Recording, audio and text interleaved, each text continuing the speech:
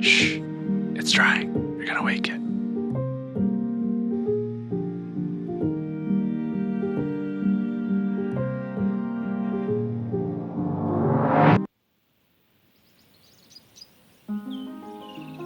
Of all the things I'm nostalgic for as time takes hold, boredom's been the most surprising.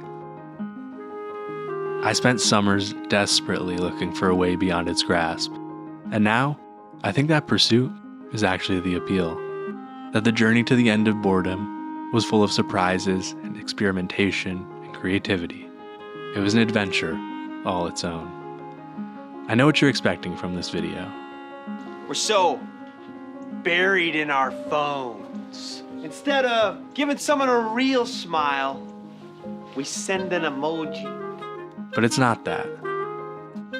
Maybe a bit of that, but when's the last time you let yourself be truly bored? You might think you're bored now, but clicking on this video isn't being bored. It's numbing boredom. What if boredom isn't something to fix, but something to lean into? Maybe there's a way to regain boredom as an active choice, to create space for it just like you might sleep or exercise or hobbies. This video is an act of atonement more than a sermon, more so an argument between my reality and my aspirations, a searching for a way out, because I'm addicted to those little hits of dopamine, and more than anything, I'd like to turn my brain off, open up the hood, and let the night crew in for a clean.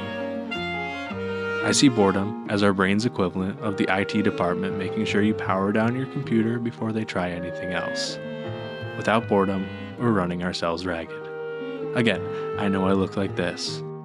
Who's laughing now? I love the access to art that we have at our disposal, and I don't think social media is inherently bad, but without any types of restraints on it, like a laxative, we're on a race to the bottom.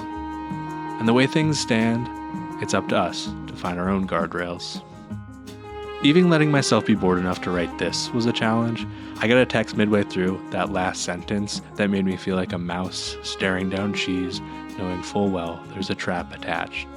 Oblivion waiting on the other side, but maybe just a nibble can't hurt. Hello, sunshine. God, just look at that. Beautiful, delicious, melt in your mouth. Say goodbye to focus. Aside from drugs, my drug is information. A high waiting at the end of every scroll. The ability to know everything in the world just sitting there, right beyond the tips of my fingers, makes me numb to the wonder hiding in the unknown. You see, creativity needs room. It needs space. It needs a second to breathe. And I can't bring myself to let it be. Maybe this guy had a point. You're no artist. An artist respects the silence and serves as the foundation of creativity. I numb myself with information as an excuse to never start, as if discourse is the same as discovery. We're all trying to find our way through this. We want a voice to say it's okay. And sometimes, the easiest way to get that is to bring out a bit of confirmation bias. Let out a scream in the echo chamber until you hear what you need bouncing back. But then I'm looking for another opinion, and another opinion on the other opinion, and one opinion of someone's second opinion, taking gospel from a stranger's year-old comment on a vaguely related thread. In a sea of other voices, I can no longer hear my own. It's lost to the crowd. Why? Partially, it's fear of letting go of my connection to the person I once was. I scroll through Instagram and I can see high school me, people I met at a party 8 years ago, a traveler passing through, a best friend from a lifetime ago, a moment of time, and a life moving on. It's not the app's fault, it's something deeper. Maybe my obsession with information is a fear of the future. It's feeling like the answer lies in all that came before you, rather than the uncharted world waiting at your feet. And I'm starting to think that the impulse to numb and the desire to free ourselves from boredom actually takes away from one of life's greatest gifts: chance. I scroll and I scroll and I spiral and I numb and I squander any chance to become anything more. If I split myself in 8 directions, I can always fall back on the potential what if that comes from never dedicating myself fully. The distraction is an excuse for failing without ever starting. A built-in story to tell why I never became anything I set out to be. What a terrifying idea. And that's why the goal is this: boredom by choice. To give my creativity a fighting chance. Boredom as an act of hope. Famous writers have long put their faith in boredom. Maya Angelou wrote in hotel rooms with art stripped from the walls to let her mind wander on. Other authors lock themselves away with 2 options. You can either sit and write, or you can sit and do nothing. That's what you're allowed. Here, boredom's not considered a bad thing, just an alternative. So, when the writer's block rolls through, the nothing is there as a relief. And slowly, the boredom creates motivation.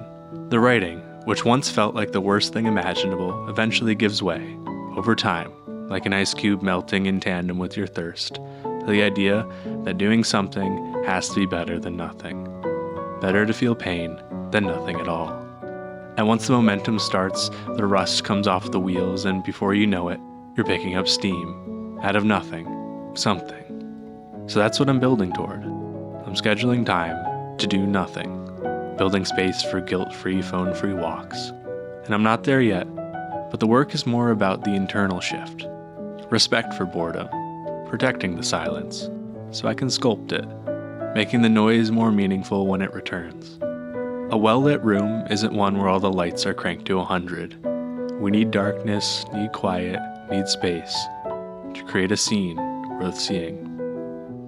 And the hope is that boredom becomes more than a tool for what comes next, that its meaning is more than just a means to productivity. I hope to find that in the midst of boredom, I discover a greater goal. The goal of building a life I'm okay being bored in. I hope this bored you. Thanks for watching. I'm Ryan Harper. This is Niche Nonsense.